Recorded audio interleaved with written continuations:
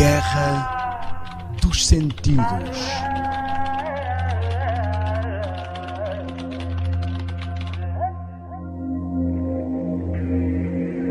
Olá amigos, bem-vindos à Guerra dos Sentidos. Aqui Daniel Spencer. Temos estado a abordar várias questões que têm a ver com a visão, audição, tato, olfato, paladar e entramos ainda inicialmente em algumas atividades da nossa vida, a televisão, o cinema, os jogos de vídeo e a internet. Abordámos a fundo muitas questões de cinema e vamos fazer agora uma abordagem dos valores morais neste mídia. Isto tudo no campo mental. Estamos a falar sobre interação mental. Vimos os efeitos que as telas de luz intermitente e mudança de plano rápido podem ter sobre o nosso lóbulo frontal. E nós vemos que tudo é tratado com uma abordagem de exagero. Se eu deixar cair uma caneta na minha mesa, ela vai fazer um som simples. Mas se ela cair num filme, ela vai fazer... É todo um exagero no som. É um exagero na imagem. E nós vemos que tudo é trabalhado para interagir. Não é à toa que temos um som que vai suave e depois aumenta. Por exemplo, a cena nos apresenta um suspense. Tchan, tchan, tchan, tchan, tchan, tchan, tchan. Então, tudo isto é uma intenção clara de dinamizar e interagir com as nossas emoções. Ninguém vê uma cena de um crime com uma música nem uma cena cómica com uma música porque a própria música, as imagens, o suspense, a interação têm um efeito sobre nós. E é sobre esse efeito que eu gostaria de falar. Já vimos como muitas pessoas ignoram a forma como estas coisas condicionam os seus valores, mas nós já vimos como neste estado semi-hipnótico registramos muita informação. Muitas pessoas estudam quando dormem. Elas colocam a matéria a tocar enquanto adormecem e depois de adormecerem, porque nesse estado mental o cérebro registra toda a informação. E isto é um pouco o efeito que as telas têm sobre nós, especialmente se desenvolvermos essa atividade com regularidade e se fizermos dela a forma como assimilamos o conteúdo. E é aqui que nós temos que ter em atenção. Por exemplo, vou abordar as pessoas com crenças e com filosofias. Os atores, os produtores, eles têm as suas filosofias de vida e eles estão a utilizar este mídia para passarem os seus conceitos. Não só de enclausuramento mental, vou pôr desta forma, ou seja, de condicionar as pessoas para acreditarem como elas acreditam. Não é à toa que a publicidade nos filmes, muitas vezes a subentendida, aquela marca de relógio, marca de telefone ou marca de uma empresa que aparece ou numa bebida discretamente, são caríssimos de se aplicarem nos filmes ou nos mídias em geral, porque isso tem um efeito sobre o consumidor. Não estou a falar de mensagem subliminar, porque isso é obviamente comprovado. Eu estou a falar de mensagem subentendida que as pessoas ignoram. E muitas das vezes os filmes apresentam esses valores deturpados.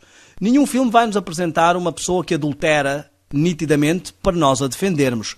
Primeiro tem que nos mostrar quão injustiçada essa pessoa é no casamento, quão infeliz ela é no seu casamento, para justificar o adultério.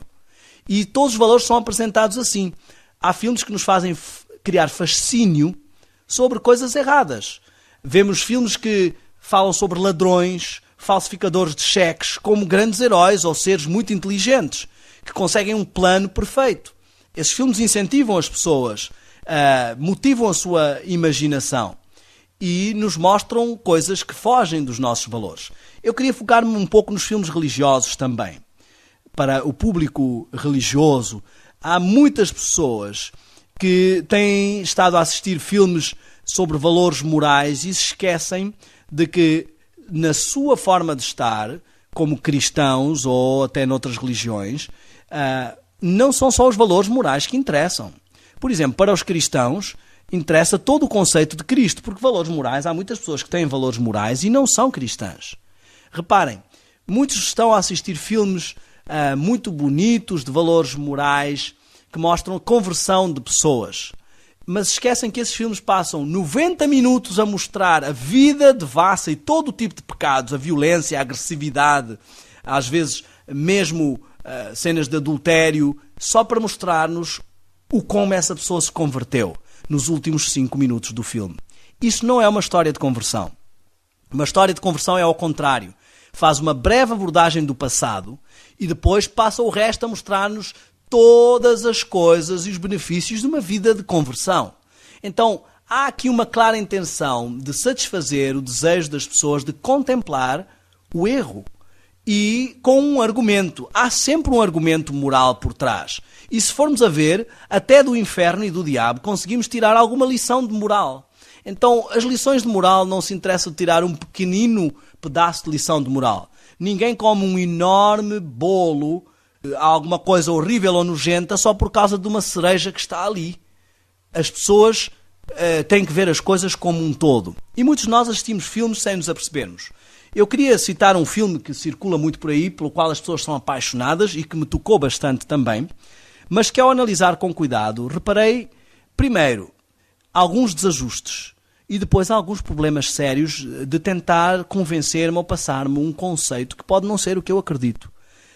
O filme A Paixão, que é um sucesso entre os cristãos e que se alega ser o filme mais fiel ao cristianismo, e que todos os detalhes foram ali tidos em atenção. Até o nome do autor, as iniciais de Jim Caviezel, são JC, como Jesus Cristo. A idade dele era 33 anos e o penúltimo filme no qual entrou era O Conde de Monte Cristo. Cristo ali por todo o lado. Mas depois vemos todo o método típico do produtor, que sempre aborda as questões violentas de sangue em todo o seu historial. E aqui volta a fazer a mesma abordagem, tentar impressionar-nos com um cristianismo físico. Quando vemos aquele Jesus a morrer na cruz, não parece que está a morrer por causa do peso dos nossos pecados, mas sim porque levou uma grande surra. Isto não é o Evangelho.